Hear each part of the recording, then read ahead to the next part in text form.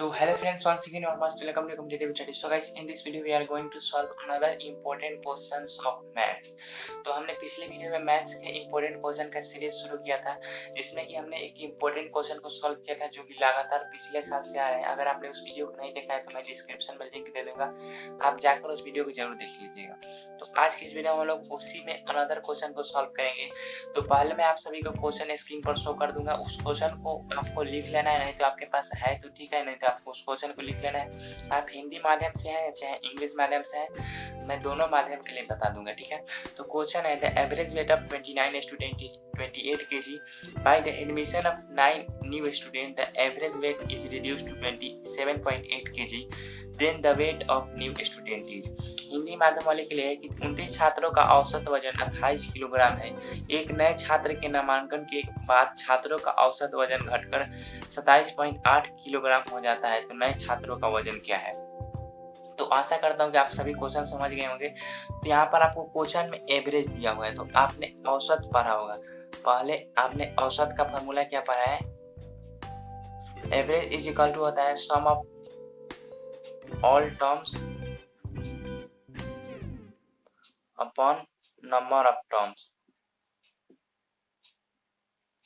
यानी कि कितने टोटल टर्म्स दिए गए हैं और उस कितने टोटल टर्म्स दिए गए हैं उन सभी टर्म्स का सम कितना है, इन दोनों को डिवाइड करने पर जो हमको प्राप्त होता है उसी को औसत बोलते हैं। तो यहाँ पर आपको क्वेश्चन में दिया हुआ है कि 29 स्टूडेंट का औसत दिया हुआ है, यानी कि आपको एवरेज दिया हुआ है 28 kg। यही लोग नहीं समझ पाते हैं, 29 छात्रों का औसत वजन 28 किलोग्राम है, आपको सम निकालना है। तो सम को ऐसे ही लिख देना है और नंबर ऑफ टर्म्स आपको दिया हुआ है 29 स्टूडेंट, तब आपको सम निकालना है। तो आप जानते होंगे क्रॉस मल्टीपल होता है, यानी कि सम बराबर क्या हो जाएगा 28 इंटू 29, और इसी को आप सम कर देंगे तो आपका यहाँ से निकल जाएगा कि उन सभी 29 स्टूडेंट का औसत का सम कितना है, सॉरी। तो इन दोनों को आपको गुना कर देना, तो इन दोनों को गुना करेंगे तो आपका लगभग ये 812 आएगा, करके देख लीजिएगा। तो ये आपका हो जाएगा सम 812 kg। अब ये यानी कि ये हो गया 29 छात्रों का सम कितना है, यानी कि टोटल 29 छात्रों का वजन कितना है, सभी का वजन मिला करके। अब आपको क्वेश्चन कह रहा है नए छात्रों, अब आपको नेक्स्ट स्टेप में चलना। अब देखिए सभी छात्रों का जो वजन का सम है वो कितना आ गया 812 kg, यानी कि जो सभी छात्र हैं उनके टोटल वजन कितने हैं 812 kg। और ये कितने स्टूडेंट हैं, जब 29 स्टूडेंट है, यानी कि 29 छात्रों का वजन आपको 812 kg है। अब क्वेश्चन कह रहा है कि एक नए छात्र के नामांकन के बाद छात्रों का औसत वजन घटकर 27.8 किलोग्राम हो जाता है, यानी कि पहले इतने पहले थे, यानी कि हम इसको और लिख दे रहे हैं, यानी कि पहले छात्र 29 थे, अब नए नए छात्र कितने हो गए, नए छात्र टोटल 30 हो गए, ठीक है। अब औसत आपको कह रहा है कि अब आपका औसत दे रखा है कि 27.8 kg है। तो अब आपको सम निकालना है, तो सम निकालने के लिए जितना भी एवरेज है, आप एक और फॉर्मूला याद रख लीजिए, सम निकालने के लिए जितना भी एवरेज है और जितने भी टर्म्स हैं उनमें गुना कर दीजिए।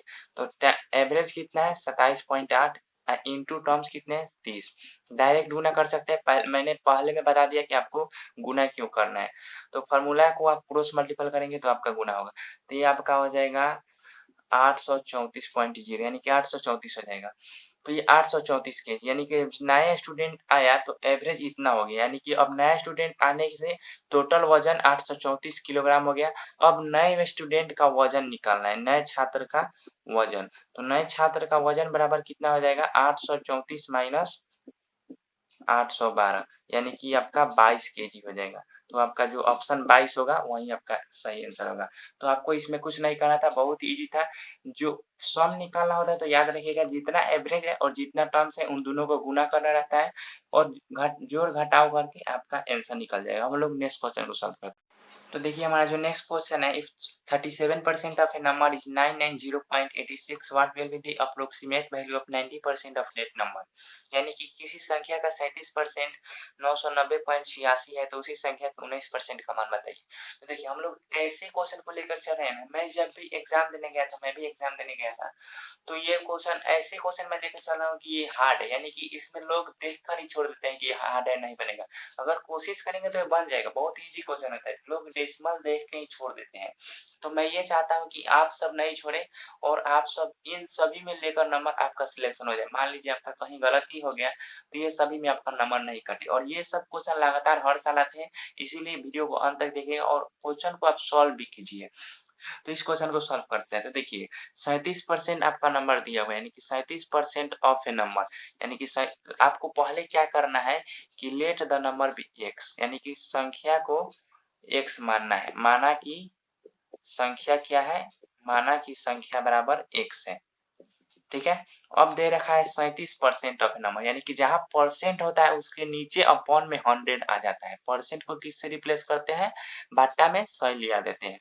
अब नंबर क्या है, एक्स है, तो गुने एक्स कर देना है, और बराबर में क्या दे रखा है 990.86, तो ये लिख देना है।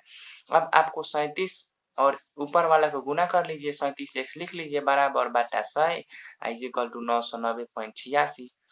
अब देखिए, अब आपको 37 एक्स का वैल्यू निकालना है, तो एक्स और इसको क्रॉस मल्टीपल आपको आना चाहिए। मैथ में आपको सबसे मेन सारा क्वेश्चन सॉल्व करने में यही आएगा, क्रॉस मल्टीपल। इक्वल में है तो क्रॉस मल्टीपल, हेंगा हेंगा क्रॉस मल्टीपल मतलब हेंगा हेंगा हेंगा हेंगा। 37 x is equal to 990.86 into 100। अब आपको x का वैल्यू निकालना है, तो x is equal two upon 37। अब देखिए दो गो पॉइंट है एक बाद, यानी कि 100 से गुना करेंगे तो दो गो पॉइंट हट जाएगा। तो अब x का वैल्यू निकालते हैं। तो आप देखिए भाई यहाँ से हो जाएगा 990.86 और बाटा 37। अब इसको आप लोग भाग करके देख लीजिएगा, हम पहले ही से करके रख दिए हैं। तो ये आपका आएगा 2678, ठीक है। तो ये 2678 आपका एक्स का वैल्यू है। ये एक्स यानी क्या था, हमने नंबर जिस संख्या को माना था, लेटर नंबर बी एक्स, वही एक्स का वैल्यू आ गया।